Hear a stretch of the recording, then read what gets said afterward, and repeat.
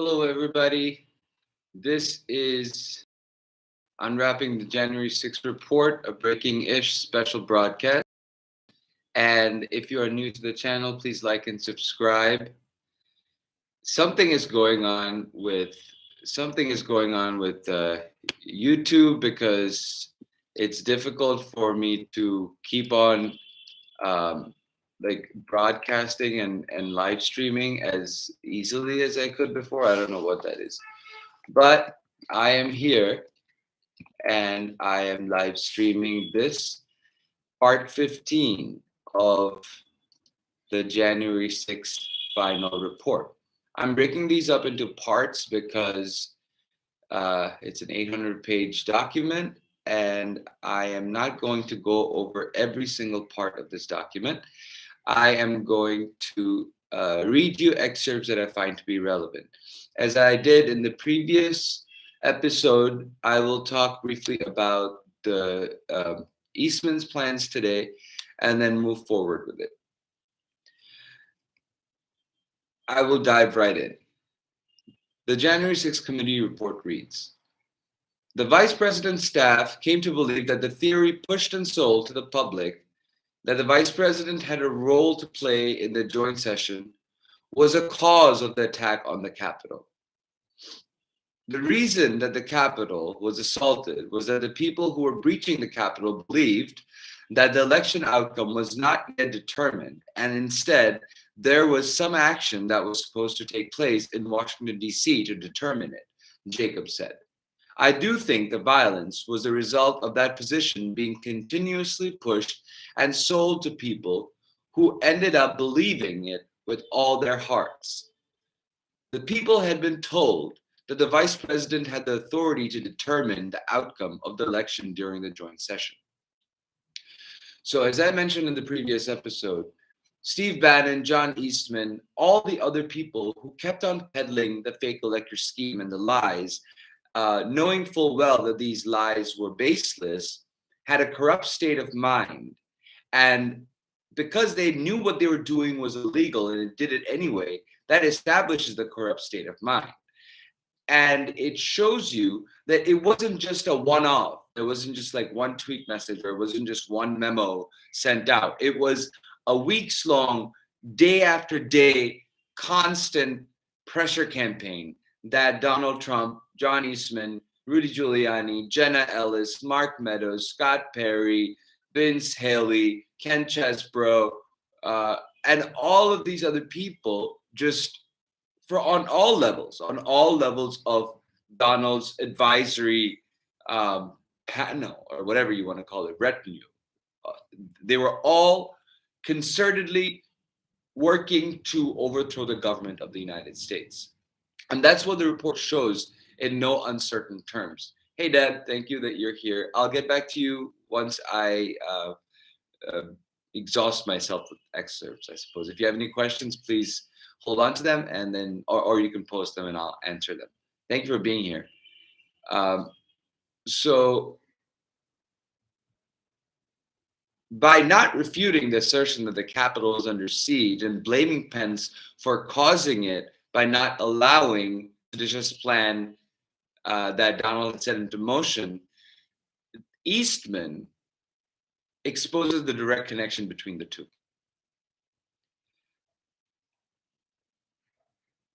Jacob was writing an email to Eastman when the Capitol was breached. At 2:14 p.m., just before being evacuated, Jacob hurriedly hit send on his email, but before adding the following: thanks for your bullshit, we are now, but not before adding the following: thanks for your bullshit, we are now under siege. Eastman quickly replied to Jacob's email and incredibly blamed Vice President Pence and Jacob for the attack. The siege is because you and your boss did not do what was necessary to allow this to be aired in a public way so the American people can see for themselves what happened, Eastman wrote. Naturally, Jacob was somewhere between aghast and livid. It was ridiculous to blame Pence for the attack when he simply followed the law. So here you see that John Eastman, of all people, would say that the siege, so he acknowledges it was a siege, is because you and your boss did not do what was necessary to allow this to be aired in a public way. There is no room for this, meaning the electoral count, to be aired in a public way. There's a reason why there are laws. The laws that John Eastman repeatedly said and acknowledged and conceded that he was breaking when he was making these plans and having this advice for Donald Trump. He himself flip-flopped on it. And then at the end of it, he went and decided he wanted to put all his cards in with Donald Trump and says, the siege is because you and your boss did not do what was necessary. Just by shifting blame and not taking responsibility for his crimes, just because he said it doesn't mean that he's not going to be held responsible for his crimes. That statement itself is acknowledgement of there was a siege. And there was then saying, because you and your boss did not do what was necessary, which is break the law, so the siege wouldn't happen. So, you have to thank Eastman for his over smartness and be assured that this will be admissible in court, because Jacob will testify to it. And despite saying this in Congress during a joint session, Pence still believes to this day that Congress does not have the right to his testimony. After all of this, and after saying the things that he wrote in his letter, after his staff saying that he was, hell-bent on following the law. I'll read this excerpt. The vice president addressed those who wreaked havoc on our capital today, saying you did not win. Pence continued, violence never wins, freedom wins, and this is still the people's house. And as we reconvene in this chamber, the world will again witness the resilience and strength of our democracy. For even in the wake of unprecedented violence and vandalism at this Capitol, the elected representatives of the people of the United States have assembled again on the very same day to support and defend the Constitution of the United States. I applaud the vice president's gumption to keep going. Let's get back to work, the vice president concluded. I applaud it. But what I don't applaud are all the places where Mike Pence could have invoked the 25th Amendment and stopped Donald Trump, where Mike Pence could have become a vocal opponent of Donald Trump in defense of the Constitution, and he did not do. In yesterday's episode, I was a little hazy on whether the president can fire the vice president, and it turned out that the president cannot fire the vice president. The vice president has to be impeached and removed. The vice president is a constitutional officer who was on the ballot, same as the president. So we elect vice president as well. So what the president can do is stonewall the vice president and not let him into any of the president's direct, administration, and essentially just block him out. But he cannot ask for vice president's resignation. The vice president would have to be impeached and then removed from office. So Pence is the only constitutional officer who was, around that time, the only one who had the constitutional authority to stop or at least put a big dent in Donald Trump's plans. But he didn't do that. I'm going to try to keep this I will keep short. And I will just end it at that because, I want to, this particular episode is just sort of a continuation of the last one, in a sense that the last one was going a little long. You have to appreciate the pressure that Mike Pence was under. It's unprecedented. It's no one in any position of power can understand that pressure because it is the president of the United States pressuring the vice president to break the law. I commend Pence for standing fast. I commend him for not breaking the law. I also admonish him for not doing his duty to the Constitution by stopping Donald Trump in any way he could before the mess got to January 6th to begin with. To make it public, to defend the Constitution and not his political future, which I believe in many ways he did. He favored the bureaucracy and the red tape. He favored being on the sidelines as much as he could until he couldn't anymore. So, with that, I would like to say that there are a lot of developments that are ongoing right now, and there's the select subcommittee on the weaponization of the federal government that the GOP House has impaneled.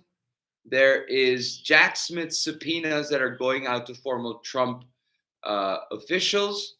There is the second round of seditious conspiracy trials, the second seditious conspiracy trial for the Oath Keepers, the first seditious conspiracy trial for Enrique Tarrio and the Proud Boys. And there's always a slew of other foot soldier cases that are ongoing in DC.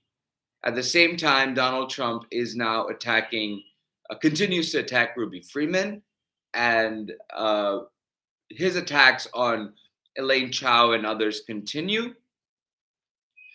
And finally, the latest news in the political mess is that President Biden's lawyers have found documents, classified documents, in one of his campaign offices and now in his home garage. I believe that this exposes the messiness with which people in our government conduct our affairs. I think it exposes the ineptitude of a lot of people, and I believe that President Biden bears responsibility for this lapse.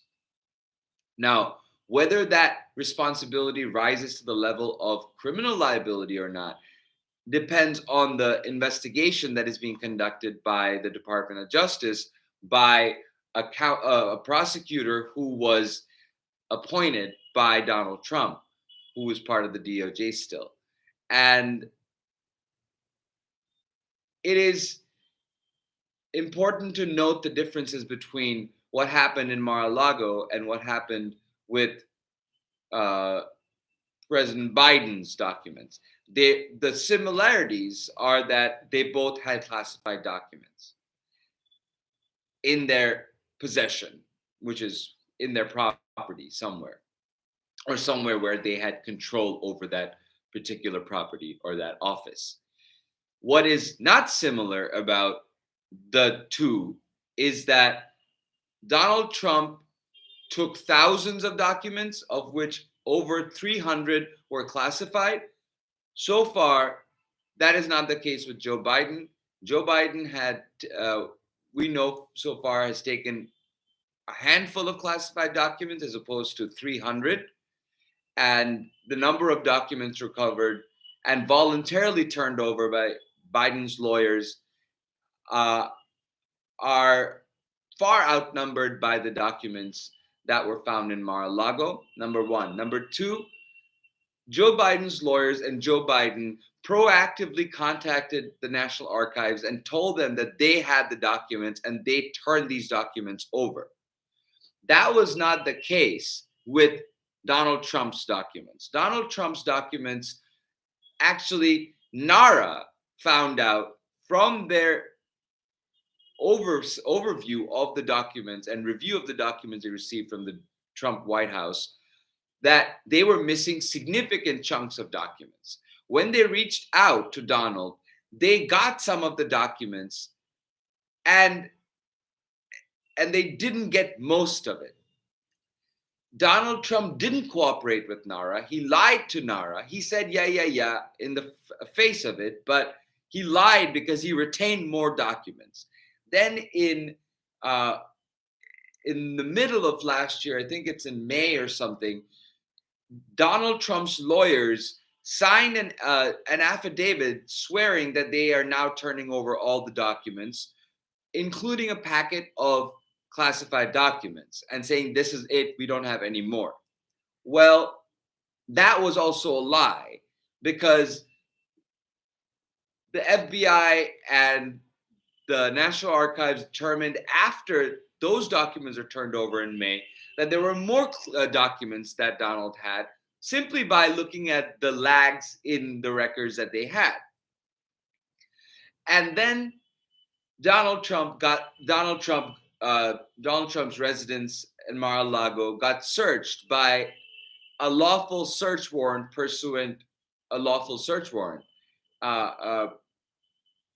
by the FBI.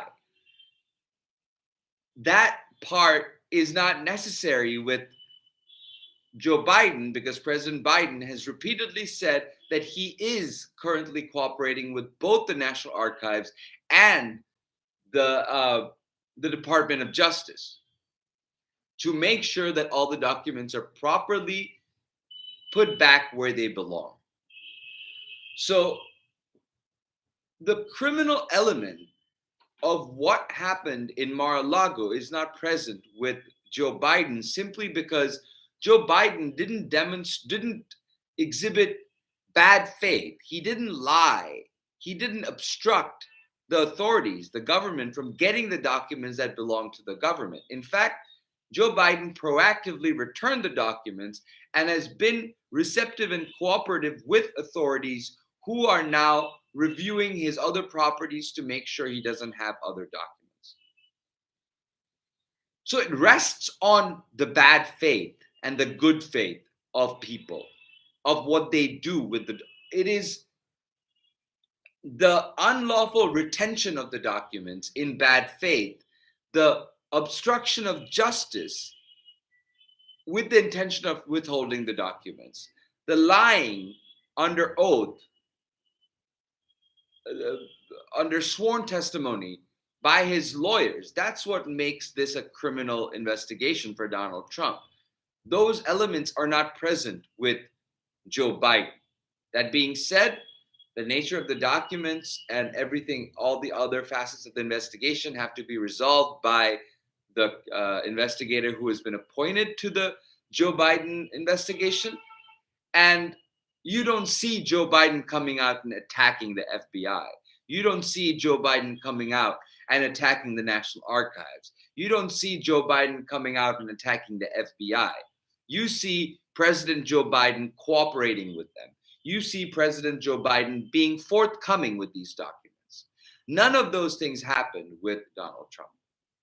So keep that in mind as we follow through with what happens with the developments of the documents being recovered in President Joe Biden's possession.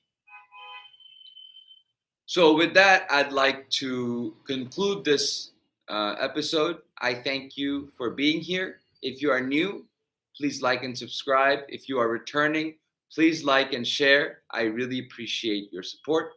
Hey, Derek, thank you for being here. Thank you, Deb, for sharing.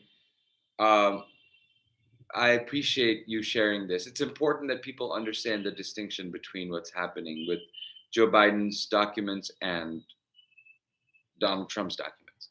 Okay? So take care, everybody. I'll see you again tomorrow.